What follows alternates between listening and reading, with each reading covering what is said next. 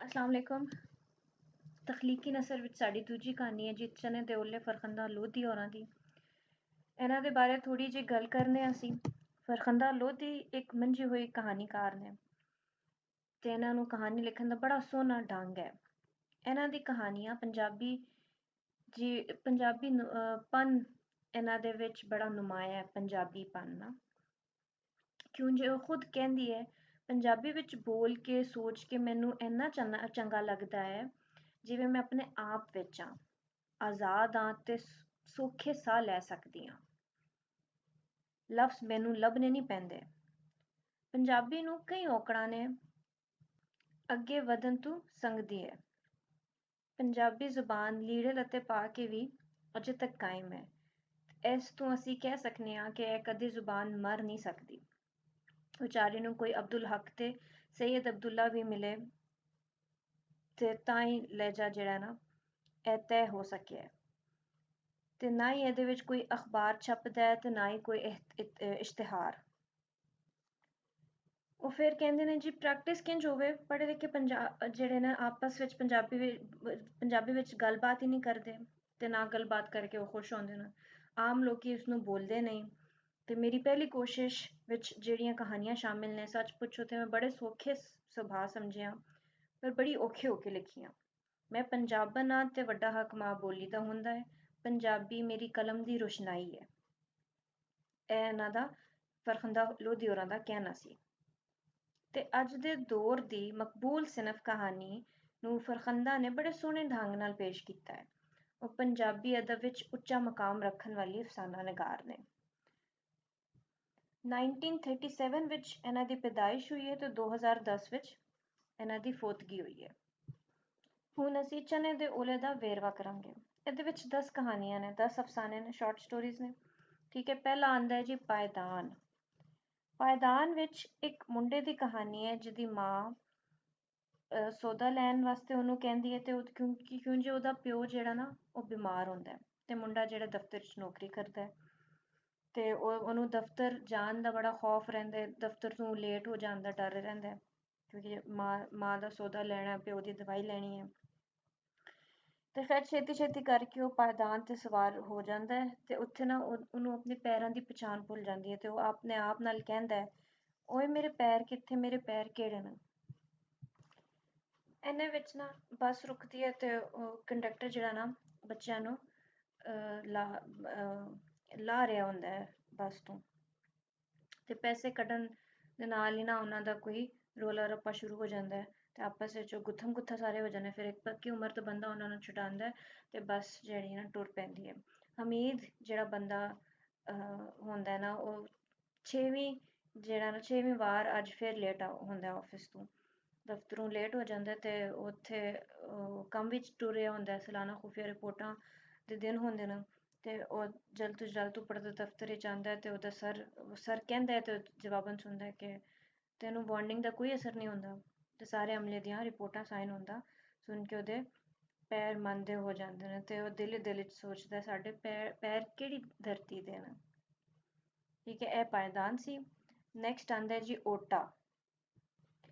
ਇਸ ਕਹਾਣੀ ਵਿੱਚ ਫਰਖੰਦਾ ਹੋਰਾਂ ਦੱਸਿਆ ਹੈ ਕਿ ਜਿਹੜਾ ਵੇਲਾ ਹੈ ਨਾ ਉਹਦਾ ਕੰਮ ਹੈ ਬੀਤਣਾ ਤੇ ਉਹ ਬੀਤਦਾ ਰਹਿੰਦਾ ਹੈ। ਇਹਦੇ ਵਿੱਚ ਸਾਡੇ ਕੋਲ 3 ਕਰੈਕਟਰ ਨੇ। ਦਸਤਗੀਰ ਇੱਕ ਕੜੀਅਲ ਗੱਭਰੂ ਜਵਾਨ ਹੈ ਜਿਹੜਾ ਵੇਲੇ ਨੂੰ ਡੱਕਣ ਦਾ ਸੋਚਦਾ ਰਹਿੰਦਾ ਹੈ। ਫਾਮਾ ਜਿਹੜੀ ਹੈ ਉਹਦੀ ਮਾਂ ਹੈ, ਉਹਦਾ ਖਾਵਨ ਬੜਾ ਨਿਖੱਟੂ ਹੈ ਤੇ ਫਾਮਾ ਲੋਕਾਂ ਦੇ ਘਰ ਕੰਮ ਕਰਦੀ ਹੈ ਤੇ ਕੰਮ ਕਾਜ ਕਰਕੇ ਜਿਹੜਾ ਨਾ ਉਹ ਆਪਣੇ ਘਰ ਨੂੰ ਚਲਾਉਂਦੀ ਹੈ। ਫਾਮਾ ਜਿਹੜੀ ਹੈ ਉਹ ਆਪਣੇ ਪੁੱਤਰ ਦਸਤਗੀਰ ਦੀ ਜਦੋਂ ਉਹਦੀ 25 ਵਰਿਆਂ ਦੀ ਉਮਰ ਹੁੰਦੀ ਹੈ ਤੇ ਉਹਦਾ ਵਿਆਹ ਕਰਾ ਦਿੰਦੀ ਹੈ ਜੀ 20 ਵਰਿਆਂ ਦੀ ਨਜ਼ੀਰਾ ਨਾਲ। ਨਜ਼ੀਰਾ ਉਹਦੀ ਫਾਮਾ ਦੀ ਨੂੰਹ ਹੁੰਦੀ ਹੈ ਤੇ ਦਸਤਗੀਰ ਦੀ ਉਹ ਵਹੁਟੀ ਹੁੰਦੀ ਹੈ। ਸ਼ਹਿਰ ਟੁਰ ਜਾਂਦੇ ਨੇ ਕਿਉਂ ਜੇ ਪਿੰਡਾਂ ਵਿੱਚ ਗੋਹਾ ਕੂੜਾ ਕਰਕੇ ਜਵਾਨੀ ਤਰਕ ਜਾਂਦੀ ਹੈ। ਇਹ ਲਾਹੌਰ ਸ਼ਹਿਰ ਵਿੱਚ ਰਹਿੰਦੇ ਨੇ ਤ੍ਰੈਵੇ ਪੁੱਤਰ, ਮਾਂ ਤੇ ਉਹਦੀ ਬੀਵੀ। ਮਾਂ ਚਾਹੁੰਦੀ ਹੈ ਜੀ ਪੁੱਤਰ ਆਪਣੀ ਬੀਵੀ ਨੂੰ ਕਹੇ ਕਿ ਉਹ ਕੰਮ ਕਰੇ, ਕੰਮ ਕਾਜ ਕਰਕੇ ਘਰ ਦਾ ਤੇ ਸਾਡਾ ਹੱਥ ਵਟਾਵੇ, ਲੇਕਿਨ ਪੁੱਤਰ ਕਹਿੰਦਾ ਕਿ ਨਹੀਂ ਜੀ ਮੈਂ ਉਹਨੂੰ ਬੁਰਕਾ ਕੰਮ ਨਾ ਕਰਨ ਲਈ ਪਵਾਇਆ ਤੇ ਉਹ ਕੰਮ ਨਹੀਂ ਕਰਨ ਦਿੰਦਾ ਆਪਣੀ ਵਹੁਟੀ ਨੂੰ। ਦਸਤਗੀਰ ਖੁਦ ਇੱਕ ਫੈਕਟਰੀ ਵਿੱਚ ਮੁਲਾਜ਼ਮ ਹੁੰਦਾ ਹੈ ਚੰਦ ਪੈਸੇ ਉਹ ਕਮਾ ਲੈਂਦਾ ਹੈ। ਪਰ ਕੀ ਹੁੰਦਾ ਕਿ ਚੰਦ ਅਰਸੇ ਬਾਅਦ ਨਾ ਜਿਹੜੀ ਨਾ ਕੁਝ ਅਰਸੇ ਬਾਅਦ ਫੈਕਟਰੀ ਨੂੰ ਤਾਲਾ ਲੱਗ ਜਾਂਦਾ ਹੈ ਤੇ ਉਹ ਬਿਲਕੁਲ ਨਿਖੱਟੂ ਹੋ ਜਾਂਦਾ, ਨਿਕੰਮਾ ਹੋ ਜਾਂਦਾ, ਕੋਈ ਕੰਮ ਕਾਜ ਨਹੀਂ ਕਰਦਾ, ਉਹਦੀ ਛੁੱਟੀ ਹੋ ਜਾਂਦੀ ਹੈ। ਤੇ ਪਹਿਲੇ ਤੇ ਉਹ ਕਹਿੰਦਾ ਸੀ ਕਿ ਜੀ ਆਪਣੀ ਬੀਵੀ ਨੂੰ ਉਹਨੇ ਕੰਮ ਨਹੀਂ ਕਰਾਉਣਾ, ਲੇਕਿਨ ਫਿਰ ਕਿਉਂਕਿ ਹਾਲਾਤ ਇਹੋ ਜਿਹੇ ਹੋ ਜਾਂਦੇ ਨੇ ਤੇ ਉਹ ਚਾਹੁੰਦਾ ਹੈ ਕਿ ਚਲੋ ਕੁਝ ਟਾਈਮ ਲਈ ਨਾ, ਕੁਝ 2-4 ਮਹੀਨੇ ਲਈ ਜਿਹੜੀ ਮੇਰੀ ਬੀਵੀ ਹੈ ਨਜ਼ੀਰਾ, ਜਿਹਨੂੰ ਜੀਰਾ ਵੀ ਕਹਿੰਦੇ ਨੇ, ਉਹਨੂੰ ਥੋੜਾ ਜਿਹਾ ਉਹ ਕਹਿੰਦਾ ਕਿ ਚਲੋ ਕੰਮ ਕਰ ਲਈਏ 2 ਮਹੀਨੇ ਕੇ ਲਈ, 2 ਮਹੀਨੇ ਲਈ ਇਹ ਕੰਮ ਕਰ ਲੈ ਤੇ ਫਿਰ ਜੇ ਨਾ ਮੈਨੂੰ ਮੇਰੀ ਫੈਕਟਰੀ ਖੁੱਲੇਗੀ ਤੇ ਮੈਨੂੰ ਛੁਡਾ ਦਿਆਂਗਾ ਕੰਮ। ਪਰ ਹੁੰਦਾ ਕੀ ਹੈ ਜੀ, ਦਸਤਗੀਰ ਦੀ ਜੇਬ ਲੁੱਟ ਲਈ ਜਾਂਦੀ ਹੈ ਤੇ ਉਹ ਮਲਕਾ ਨੂੰ ਪੁੱਛਦਾ ਕਿਸੇ ਕਮਾਈ ਦਾ ਇੰਤਜ਼ਾਮ ਤਾਂ ਨਹੀਂ ਕਰ ਲਿਆ। ਫਿਰ 2 ਮਹੀਨੇ ਕੱਢ ਲਏ ਪਰ ਉਹਨੂੰ ਪੂਰਾ ਸਾਲ ਹੋ ਗਿਆ। ਉਹਨੇ 2 ਮਹੀਨੇ ਦਾ ਕਿਹਾ ਸੀ ਕਿ ਠੀਕ ਹੈ ਮਲਕਾ ਨੇ ਕੋਈ ਕੰਮ ਦਾ ਕਮਾਈ ਦਾ ਇੰਤਜ਼ਾਮ ਨਹੀਂ ਕਰ ਲਿਆ ਤੇ ਮੇਰੀ ਬੀਵੀ ਨੂੰ ਰਖਾ ਲਿਓ, 2 ਮਹੀਨੇ ਦੇ ਰੱਖ ਲਈਏ ਤੇ ਫਿਰ ਅਸੀਂ ਉਹਨੂੰ ਛੁਡਾ ਦੇਂਗੇ। ਪਰ ਪੂਰਾ ਸਾਲ ਹੋ ਗਿਆ, ਵੇਲਾ ਲੰਘੀ ਜਾ ਰਿਹਾ ਹੈ, ਵੇਲਾ ਰੁਕਣ ਦਾ ਨਾਂ ਨਹੀਂ ਲੈ ਰਿਹਾ ਤੇ ਹੱਸਦਿਆਂ ਜਾਂ ਰੋਂਦਿਆਂ ਵੇਲਾ ਲੰਘ ਹੀ ਜਾਂਦਾ ਹੈ। ਪਰ ਉਹਨੂੰ ਪੂਰਾ ਸਾਲ ਹੋ ਗਿਆ, ਉਹ ਉਹਨਾਂ ਦੇ ਘਰ ਜਿਹੜੀ ਨਾ ਕੰਮ ਕਰੀ ਜਾ ਰਹੀ ਹੈ। ਨੈਕਸਟ ਆਉਂਦਾ ਜੀ ਇੱਕ ਅਖਬਾਰ ਦੀ ਗੱਲ। ਫਰਖੰਦਾ ਅਖਬਾਰ ਦੀ ਗੱਲ ਵਿੱਚ ਇੰਝ ਕਹਾਣੀ ਟੋਰਦੀ ਹੈ ਜੀ, ਜੀਵਨ ਇੱਕ ਕਿਤਾਬ ਹੈ ਅਖਬਾਰ ਵਰਗਾ, ਸੁੱਤੇ ਸਵਾਦਾਂ ਭਰਿਆ, ਪੱਲੇ ਭਾਵੇਂ ਕੱਖ ਨਹੀਂ ਰਹਿਣ ਜੋਗਾ। ਕਾਦਰਾਬਾਦ ਵਿੱਚ ਰੋਡ ਤੇ ਟੁਰਦੀ ਮੇਰੇ ਹੱਥੋਂ ਮਰ ਗਿਆ। ਇਹਦੇ ਵਿੱਚ ਕਹਾਣੀ ਹੈ ਜੀ, ਇੱਕ ਲਿਖਾਰੀ ਅਖਬਾਰ ਵਿੱਚ ਕੰਮ ਕਰਨ ਵਾਲੀ ਕੁੜੀ ਹੁੰਦੀ ਹੈ ਤੇ ਉਹਨੂੰ ਨਾ ਇੱਕ ਮੰਗਣ ਵਾਲੀ ਕੁੜੀ ਲੱਭ ਜਾਂਦੀ ਹੈ। ਉਹ ਭੀਖ ਮੰਗ ਰਹੀ ਹੁੰਦੀ ਹੈ ਕੁੜੀ ਤੋਂ, ਪਰ ਕੁੜੀ ਆਪਣੀ ਸੋਚਾਂ ਤੋਂ ਹੀ ਨਾ ਟੁਰਦੀ ਜਾ ਰਹੀ ਹੁੰਦੀ, ਫੁੱਟਪਾਥ ਤੇ ਉਹ ਟੁਰਦੀ ਜਾ ਰਹੀ ਹੈ ਤੇ ਉਹਦੇ ਪਿੱਛੇ ਨਾ ਇੱਕ 16-17 ਸਾਲ ਦੀ ਕੁੜੀ ਵੀ ਹੁੰਦੀ ਹੈ ਤੇ ਉਹਦੇ ਪਿੱਛੇ ਫਿਰ ਦੋ ਕੋਈ ਲਫੰਗੇ ਮੁੰਡੇ ਵੀ ਹੁੰਦੇ ਨੇ, ਜਿਹੜਾ ਇੱਕ ਥੋੜਾ ਸੌਖੇ ਘਰ ਦਾ ਹੁੰਦਾ ਤੇ ਦੂਜਾ ਜ਼ਰਾ ਮਾੜੇ ਘਰ ਦਾ ਹੁੰਦਾ ਤੇ ਉਹ ਇੱਕ ਜਿਹੜੇ ਨਾ ਆਪਸ ਵਿੱਚ ਗੱਲਾਂ ਬਾਤਾਂ ਕਰ ਰਹੇ ਹੁੰਦੇ ਨੇ ਤੇ ਇੱਕ ਮੁੰਡਾ ਦੂਜੇ ਮੁੰਡੇ ਨੂੰ ਆਪਣੀ ਅਯਾਸ਼ੀਆਂ ਬਦਮਾਸ਼ੀਆਂ ਦੀ ਕਹਾਣੀ ਸੁਣਾ ਰਿਹਾ ਹੁੰਦਾ। ਇਹ ਜਿਹੜੀ ਰਾਈਟਰ ਜਾਂ ਅਖਬਾਰ ਵਿੱਚ ਕੰਮ ਕਰਨ ਵਾਲੀ ਕੁੜੀ ਹੁੰਦੀ ਹੈ, ਇਹਦੀ ਹੁੰਦੀ ਅੱਖਾਂ ਤੇ ਇਹਦੀ ਅੱਗੇ ਹੁੰਦੀ ਨਾ, ਪਰ ਇਹ ਉਹਦੇ ਕੰਨ ਪਿੱਛੇ ਹੁੰਦੇ ਨੇ, ਉਹ ਸੁਣ ਰਹੀ ਹੁੰਦੀ ਹੈ ਗੱਲਾਂ ਕੀ ਕਰਨ। ਫਿਰ ਕੀ ਹੁੰਦਾ ਜੀ, ਜਿਹੜੀ ਕੁੜੀ ਹੈ ਨਾ, ਉਹ ਮੰਗਣ ਵਾਲੀ ਜਿਹੜੀ ਕੁੜੀ ਸੀ, ਉਹ ਹੈ ਨਾ ਬਦਮਾਸ਼ਾਂ ਦੇ ਹੱਥ ਲੱਗ ਜਾਂਦੀ ਹੈ ਤੇ ਉਹ ਜਿਹੜੇ ਨਾ ਇਸ ਵਿਚਾਰੀ ਦੀ ਵੀ ਇੱਜ਼ਤ ਲੁੱਟ ਲੈਂਦੇ ਨੇ। ਇਹ ਜਿਹੜੀ ਅਖਬਾਰ ਵਾਲੀ ਕੁੜੀ ਹੈ ਨਾ, ਇਹ ਟੁਰ ਜਾਂਦੀ ਆਪਣੇ ਦਫ਼ਤਰ, ਪਰ ਉਹਦਾ ਦਿਲ ਨਹੀਂ ਲੱਗ ਰਿਹਾ ਹੁੰਦਾ ਨਾ ਦਫ਼ਤਰ ਵਿੱਚ। ਉਹ ਵਾਪਸ ਆਉਂਦੀ ਹੈ ਤੇ ਵੇਖਦੀ ਹੈ ਜੀ ਉਹੀ ਜਿਹੜੇ ਆਪਸ ਵਿੱਚ ਦੋ ਮੁੰਡੇ ਸਨ, ਆਪਣੀ ਬਦਮਾਸ਼ੀਆਂ ਦੀ ਗੱਲਾਂ ਸੁਣਾ ਰਹੇ ਸਨ, ਕਾਤਿਲ ਮੁੰਡਾ ਸੀ, ਉਹਦੇ ਹੱਥ ਵਿੱਚ ਕੁੜੀ ਦੀ ਕੇਸਰੀ ਚੁੰਨੀ ਜਿਹੜੇ ਨਾ ਉਹ ਹੁੰਦੀ ਹੈ ਤੇ ਉਹ ਆਪਣੇ ਹੱਥ ਵਿੱਚ ਉਡਾ ਰਿਹਾ ਹੁੰਦਾ ਤੇ ਉਹ ਨੰਗੇ ਸਿਰ ਚੀਕਾਂ ਮਾਰ ਰਹੀ ਹੁੰਦੀ ਹੈ ਜਿਹੜੀ ਕੁੜੀ ਹੈ। ਤੇ ਇਹਦੇ ਵਿੱਚ ਉਹ ਅਖਬਾਰ ਵਾਲੀ ਕੁੜੀ ਕਹਿੰਦੀ ਜੀ ਮੇਰੇ ਉੱਤੇ ਨਮੋਸ਼ੀ ਦੀ ਬੇਹੋਸ਼ੀ ਛਾ ਗਈ, ਚੀਕਾਂ ਤੋਂ ਲੰਘ ਕੇ ਇੱਕ ਗੂੰਜ ਮੇਰੇ ਵਜੂਦ ਦਾ ਹਿੱਸਾ ਬਣ ਗਈ। ਇਹਦੇ ਵਿੱਚ ਇਹੀ ਮੋਰਲ ਸਟੋਰੀ ਹੈ ਜੀ, ਸਾਡੇ ਮਾਸ਼ਰੇ ਵਿੱਚ ਇਹੀ ਬਦਮਾਸ਼ੀਆਂ ਚਲਦੀਆਂ ਰਹਿੰਦੀਆਂ ਨੇ। ਮਾੜੇ ਬੰਦੇ ਨੂੰ ਵੇਖ ਕੇ ਸਾਰੇ ਉਹਦੇ ਤੇ ਹਾਵੀ ਹੋ ਜਾਂਦੇ ਨੇ ਤੇ ਜਦੋਂ ਅਸੀਂ ਸ਼ਾਇਦ ਕਿਸੇ ਦੀ ਮਦਦ ਵੀ ਅਗਰ ਕਰ ਸਕਦੇ ਹਾਂ ਨਾ, ਤਾਂ ਵੀ ਅਸੀਂ ਨਹੀਂ ਮਦਦ ਕਰਦੇ ਕਿ ਕहीं ਅਸੀਂ ਆਪ ਹੀ ਉਹਦੇ ਵਿੱਚ ਸ਼ਾਮਿਲ ਨਾ ਹੋ ਜਾਏ, ਉਸ ਬੁਰਾਈ ਵਿੱਚ ਜਾਂ ਉਸ ਕੇਸ ਵਿੱਚ ਸਾਡਾ ਵੀ ਕੋਈ ਹੱਥ ਨਾ ਹੋ ਜਾਏ, ਸਾਨੂੰ ਵੀ ਕੋਈ ਫੜ ਨਾ ਲਏ। ਖੈਰ ਨੈਕਸਟ ਹੈ ਜੀ ਇੱਕ ਚੁੱਪ। ਇਸ ਕਹਾਣੀ ਵਿੱਚ ਨਿਚਲੇ ਤਬਕੇ ਦੀ ਗੱਲ ਕੀਤੀ ਗਈ ਹੈ। ਚੁੰਨੂ ਇੱਕ ਜਿਹੜਾ ਨਾ ਉਹ ਕਮੀਨ ਹੈ, ਉਹਦੀ ਧੀ ਹੈ ਪੱਖੋ। ਵੱਡੇ ਵਡੇਰੇ ਲੋਕ ਜਿਹੜੇ ਨੇ ਉਹਦਾ ਪੁੱਤਰ ਆਂਦਾ ਹੈ, ਜਿਹਨੂੰ ਇਹਦੇ ਵਿੱਚ ਨਿੱਕੀ ਸਰਕਾਰ ਕਿਹਾ ਗਿਆ। ਉਹ ਆਂਦਾ ਹੈ ਤੇ ਉਹ ਆ ਕੇ ਚੁੰਨੂ ਨੂੰ ਦੁੱਧ ਲਿਆਂਦਾ ਕਹਿੰਦਾ ਤੇ ਇਸੇ ਤਰ੍ਹਾਂ ਨਾ ਕਰਦੇ ਕਰਦੇ ਜਦੋਂ ਉਹਦੀ ਧੀ ਜਿਹੜੀ ਹੈ ਨਾ ਸ਼ਾਮੀ ਸਭ ਕੁਝ ਆਪਣੇ ਪਿਓ ਨੂੰ ਲੱਭਣ ਜਾਂਦੀ ਹੈ ਨਾ, ਸਭ ਕੁਝ ਵਾਈਂਡ ਅਪ ਕਰਕੇ, ਤੇ ਉਹ ਨਿੱਕੀ ਸਰਕਾਰ ਆਂਦੇ ਨੇ ਜੀ, ਉਹ ਕਹਿੰਦੇ ਨੇ ਜੀ ਤੁਹਾਡੇ ਪਿਓ ਜਿਹੜਾ ਨਾ ਉਹਨੂੰ ਪੁਲਿਸ ਫੜ ਕੇ ਲੈ ਗਈ ਹੈ ਤੇ ਤੇਰੇ ਪਿਓ ਨੇ ਮੈਨੂੰ ਕਿਹਾ ਹੈ ਕਿ ਮੈਂ ਤੈਨੂੰ ਲੈ ਲਾਂ ਤੇ ਤੇਰੀ ਹਿਫਾਜ਼ਤ ਕਰਾਂ। ਤੇ ਤਾਂ ਮੈਂ ਤੈਨੂੰ ਲੈਣ ਆਇਆ। ਉਹਨੇ ਮੈਨੂੰ ਤਾਕੀਦ ਕੀਤੀ ਸੀ। ਤੇ ਉਹ ਜਿਹੜੀ ਉਹਦੀ ਧੀ ਹੈ ਚੁੰਨੂ ਦੀ ਬੱਖੋ, ਉਹ ਨਿੱਕੀ ਸਰਕਾਰ ਨਾਲ ਟੁਰ ਪੈਂਦੀ ਹੈ। ਤੇ ਇਹਦੇ ਵਿੱਚ ਇਹ ਕਹਾਣੀ ਇਸ ਤੇ ਹੀ ਖਤਮ ਹੋ ਜਾਂਦੀ ਹੈ। ਇਹਦੇ ਵਿੱਚ ਉਹਨੂੰ ਪਤਾ ਨਹੀਂ ਚੱਲ ਰਿਹਾ ਹੁੰਦਾ ਬੱਖੋ ਨੂੰ ਕਿ ਉਹ ਖੁਸ਼ ਹੋਵੇ ਕਿ ਉਹ ਗਮ ਮਨਾਵੇ। ਖੁਸ਼ੀ ਸੀ ਕਿ ਜਿਹੜੀ ਬੋਲਣ ਨਹੀਂ ਦਿੰਦੀ ਸੀ, ਦੁੱਖ ਸੀ ਕਿ ਜਿਹੜਾ ਰੋਣ ਨਹੀਂ ਦਿੰਦਾ ਸੀ, ਕਿ ਚੁੱਪ ਸੀ ਜਿਹੜੀ ਸੋਚਣ ਨਹੀਂ ਦਿੰਦੀ ਸੀ। ਇਹਦੇ ਵਿੱਚ ਇਹੀ ਹੈ ਕਿ ਜੀ ਉਹਨੂੰ ਨਹੀਂ ਪਤਾ ਕਿ ਉਹਦਾ ਪਿਓ ਕਿੱਥੇ ਗਿਆ, ਜਾਂ ਉਹ ਮੁੰਡਾ ਜਿਹੜਾ ਨਿੱਕੀ ਸਰਕਾਰ ਉਹਦੇ ਨਾਲ ਕੀ ਕਰੇਗਾ, ਪਰ ਉਹਨੂੰ ਉਹ ਲੈ ਜਾਂਦਾ, ਅਗਵਾ ਕਰ ਲੈਂਦਾ ਜਾਂ ਜੋ ਵੀ ਕਰ ਲੈਂਦਾ। ਫਿਰ ਨੈਕਸਟ ਆਉਂਦਾ ਜੀ ਸੁਖ ਨਹਿਰ। ਇਹਦੇ ਵਿੱਚ ਫਿਰ ਖੰਦਾ ਲੋਧੀ ਨੇ ਨਿਚਲੇ ਤਬਕੇ ਦੀ ਗੱਲ ਕੀਤੀ ਹੈ। ਝੁੱਗੀਆਂ ਦੀ ਦਾਸਤਾਨ ਹੈ ਕਿ ਕਿਸ ਤਰ੍ਹਾਂ ਜਿਹੜਾ ਨਾ ਉਹ ਵਿਚਾਰੇ ਲੋਕ ਜਿਹੜੇ ਨਾਲੇ ਕੋਲ ਜਾਂ ਗੰਦੇ ਪਾਣੀ ਕੋਲ ਰਹਿੰਦੇ ਨੇ, ਉਹਨਾਂ ਦੀ ਜ਼ਿੰਦਗੀ 'ਚ ਕਿੰਨੀਆਂ ਕੋਈ ਔਕੜਾਂ ਨੇ। ਗਰੀਬ ਲੋਕਾਂ ਦੀਆਂ ਛੋਟੀਆਂ ਛੋਟੀਆਂ ਖੁਸ਼ੀਆਂ ਹੁੰਦੀਆਂ ਨੇ। ਉਹ ਕੱਚੇ ਘਰ ਤੇ ਛੋਟੀ ਛੋਟੀ ਜਗ੍ਹਾ ਤੇ ਰਹਿ ਕੇ ਵੀ ਜਿਹੜਾ ਆਪਣੇ ਆਪ ਨੂੰ ਆਪਣੇ ਇੰਟੀਗ੍ਰੇਟਿਡ ਰਹਿੰਦੇ ਨੇ ਆਪਣੇ ਆਪ ਦੇ ਨਾਲ, ਠੀਕ ਹੈ। ਤੇ ਉਹ ਪੁਰਉਮੀਦ ਵੀ ਰਹਿੰਦੇ ਨੇ। ਨੋ ਡਾਊਟ ਉਹਨਾਂ ਦੀ ਮੁਸ਼ਕਿਲਾਤ ਹੁੰਦੀਆਂ ਨੇ ਉਹਨਾਂ ਦੀਆਂ ਜ਼ਿੰਦਗੀਆਂ ਵਿੱਚ, ਬਟ ਸਟਿਲ ਉਹ ਕੋਸ਼ਿਸ਼ ਕਰਦੇ ਨੇ ਆਪਣੇ ਲਾਈਫ ਨੂੰ ਇੰਟਰਟੇਨਮੈਂਟ ਦੇਣ ਦੀ, ਆਪਣੇ ਆਪ ਨੂੰ ਇੰਟਰਟੇਨ ਕਰਨ ਦੀ, ਆਪਣੇ ਰਿਸੋਰਸਿਸ ਵਿੱਚ ਰਹਿ ਕੇ। ਧਰਮੀ ਬਾਬੁਲ ਛਟੀ ਕਹਾਣੀ ਹੈ ਇਸ ਅਫਸਾਨੇ ਦੀ, ਤੇ ਇਹਦੇ ਵਿੱਚ ਇੱਕ ਤਵਾਇਫ ਤੇ ਇਸ਼ਕ ਦੀ ਗੱਲ ਕੀਤੀ ਗਈ ਹੈ।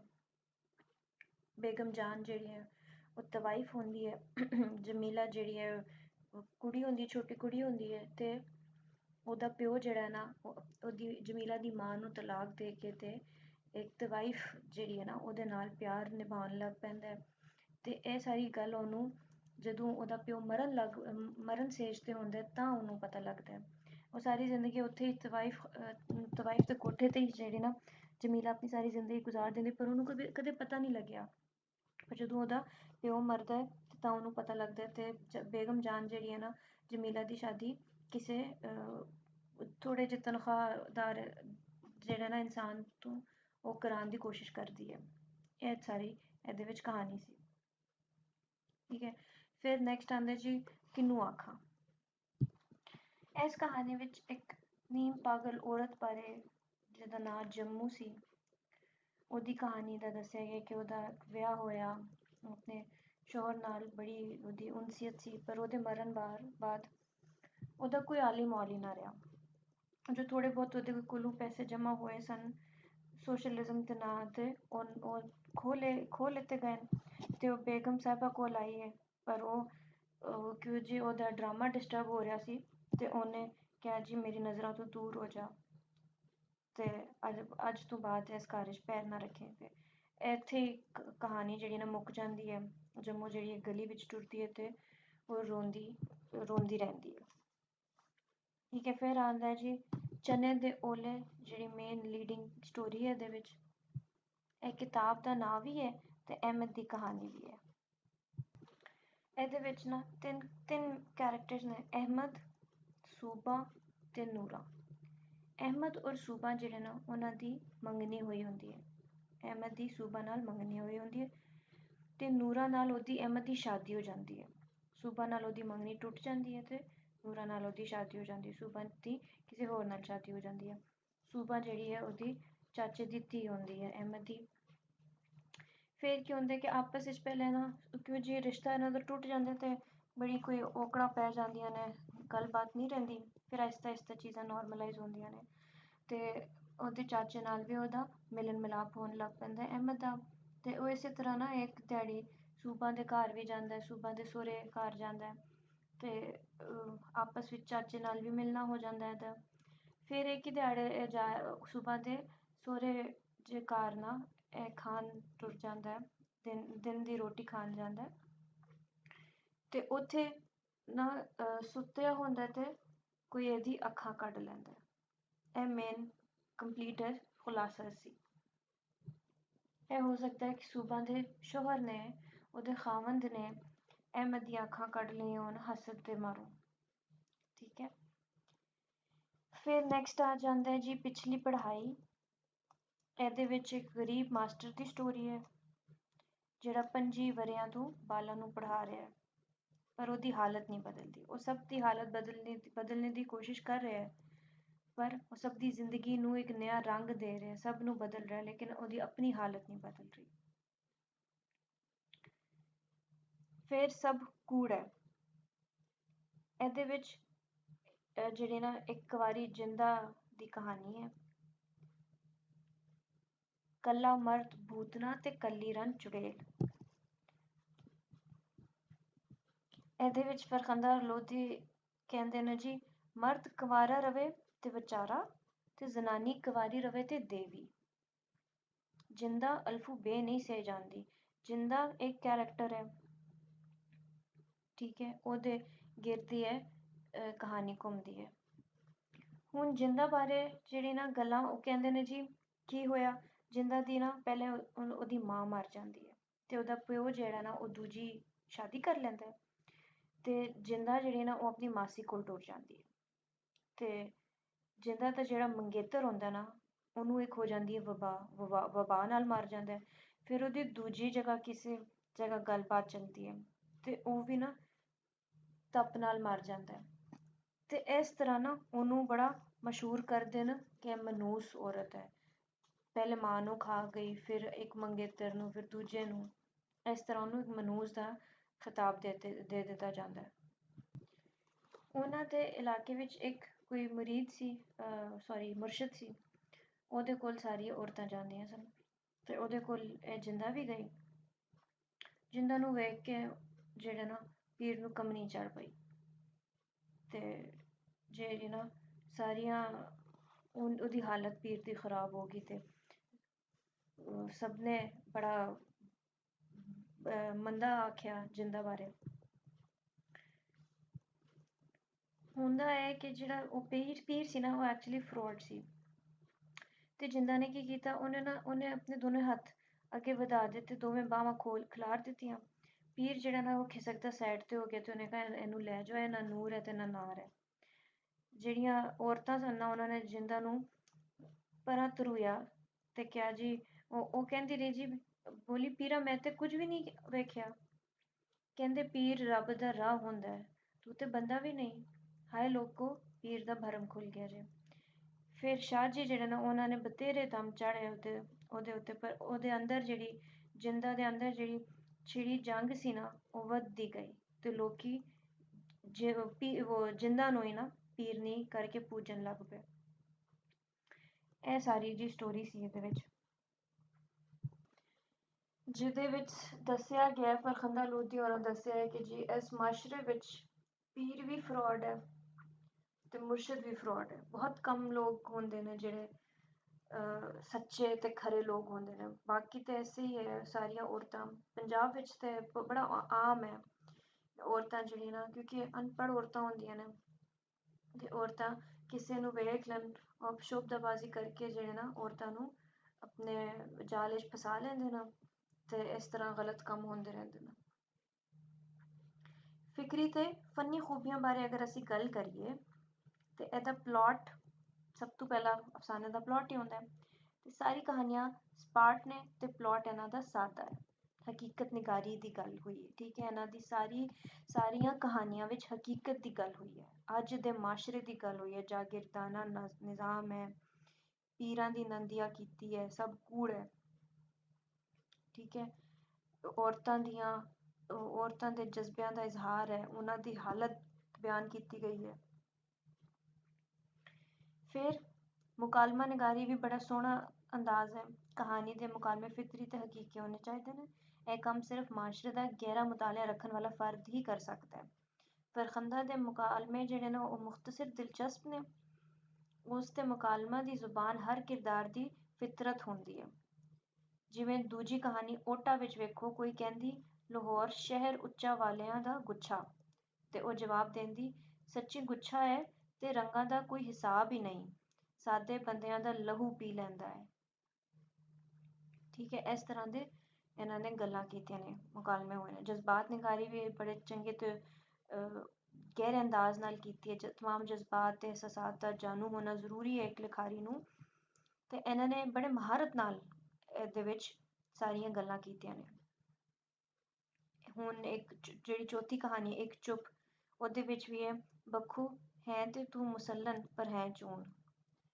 ਅੱਛਾ, ਜਦੋਂ ਤੁਸੀਂ ਪਿਛਲੇ ਵੀ ਅਫਸਾਨੇ ਬਾਰੇ ਗੱਲ ਕਰੋਗੇ ਨਾ, ਫਿਕਰੀ ਤੇ ਫਨੀ ਖੂਬੀਆਂ ਬਾਰੇ, ਤੇ ਤੁਸੀਂ ਇਹੀ ਦੱਸਣਾ ਹੈ ਕਿ ਪਲਾਟ ਹਰ ਸਟੋਰੀ ਵਿੱਚ ਬੜਾ ਅੱਛਾ ਰਿਹਾ ਹੈ, ਸਪਾਟ ਵੀ ਹੈ, ਸਾਦਾ ਵੀ ਹੈ ਤੇ ਕਲੀਅਰ ਹੈ, ਵਾਕਿਆਤ ਦਾ ਤਸਲਸਲ ਬੜਾ ਸੋਹਣਾ ਰਿਹਾ ਹੈ, ਮੁਕਾਲਮਾ ਨਿਗਾਰੀ ਵੀ ਹੈ, ਜਜ਼ਬਾਤ ਨਿਗਾਰੀ ਵੀ ਹੈ, ਕਿਰਦਾਰ ਨਿਗਾਰੀ ਵੀ ਹੈ, ਕਹਾਣੀਆਂ ਵੀ ਸੋਹਣੀਆਂ ਨੇ, ਅੱਜ ਕੱਲ੍ਹ ਦੇ ਮਾਸ਼ਰੇ ਦੀ ਅਕਾਸੀ ਕਰਦੀ ਨੇ, ਮੰਜ਼ਰਕਸ਼ੀ ਵੀ ਬੜੀ ਅੱਛੀ ਹੈ, ਅਖਲਾਕੀ ਤੇ ਇਸਲਾਹੀ ਜਜ਼ਬਾ ਹੈ। ਠੀਕ ਹੈ, ਇੱਕ ਹਕੀਕਤ ਨਿਗਾਰੀ ਹੈ, ਹਕੀਕਤ ਦੇ ਬੜੇ ਨੇੜੇ ਗੱਲਾਂ ਕੀਤੀਆਂ ਨੇ। ड्रामाई अंदाज में तजस्सुस भी है, लेकिन बड़े हकीकत के नज़दीक गल हुई है। ठीक है, तो सौखी इन्होंने जुबान इस्तेमाल की है। दोवें ਜਦੋਂ ਕੋਈ ਸਵਾਲ ਆਂਦਾ ਹੈ ਦੋਵਾਂ ਦੇ ਬਾਰੇ ਚ ਇਹੋ ਹੀ ਦੱਸਣਾ, ਫਿਕਰੀ ਤੇ ਫਨੀ ਖੂਬੀਆਂ ਬਾਰੇ ਦੋਵਾਂ ਅਫਸਾਨਿਆਂ ਵਿੱਚ ਇਹੋ ਹੀ ਗੱਲਾਂ ਕਰਨੀਆਂ ਨੇ ਤੁਸੀਂ। ਠੀਕ ਹੈ, ਮੁੱਕਦੀ ਗੱਲ ਕਰੀਏ ਤੇ ਫਰਖੰਦਾ ਲੋਧੀ ਦੀ ਕਹਾਣੀਆਂ ਜਿਹੜੀਆਂ ਨੇ ਨਾ, ਆਪਣੇ ਉਹਦ ਦੀ ਸਮਾਜੀ, ਮਾਸ਼ੀ ਤੇ ਸਿਆਸੀ ਮਸਲਿਆਂ ਨੂੰ ਛੇੜਿਆ ਗਿਆ। ਇਹਨਾਂ ਵਿੱਚ ਡਰਾਈਵਰ, ਕੋਚਵਾਨ, ਕਾਸਬੀ, ਚੂੜੇ ਚਾਬੜੀ ਵਾਲੇ ਹਰ ਜੇਬ ਕਤਰੇ ਮਜ਼ਦੂਰ ਜਿਹੜਾ ਨਾ ਹਰ ਇੱਕ ਦੀ ਗੱਲ ਹੋਈ ਹੈ। ਠੀਕ ਹੈ, ਇਹਨਾਂ ਨੇ ਹਕੀਕਤ ਨਿਗਾਰੀ ਨੂੰ ਇੱਕ ਕਰਵਟ ਨਾਲ ਸਾਨੂੰ ਜਾਣਕਾਰੀ ਕਰਵਾ ਦਿੱਤੀ ਹੈ। ਇਸ ਕਰਵਟ ਵਿੱਚ ਹਯਾਤੀ ਦੀ ਮੁਖਤਸਰ ਜਿਹੀ ਲੀਕ ਨੂੰ ਕਾਬੂ ਕਰਨ ਦੀ ਥਾਂ ਜ਼ਿੰਦਗੀ ਦੇ ਪੂਰੇ ਦਾਇਰੇ ਦੀ ਅਮਲ ਨੂੰ ਪਕੜ ਵਿੱਚ ਲਿਆਉਣ ਦੀ ਕੋਸ਼ਿਸ਼ ਕੀਤੀ ਗਈ ਹੈ। ਇਸ ਵਿੱਚ ਹਯਾਤੀ ਦੇ ਇਜਤਮਾਹੀ ਅਹਿਸਾਸ ਤੇ ਤਾਸੁਰ ਨੂੰ ਪੇਸ਼ ਵੀ ਕੀਤਾ ਗਿਆ ਹੈ। ਠੀਕ ਹੈ, ਇਹ ਸਾਡਾ ਦੂਜਾ ਜਿਹੜਾ ਅਫਸਾਨਾ ਹੈ ਨਾ ਉਹ ਵੀ ਮੁਕੰਮਲ ਹੋ ਗਿਆ।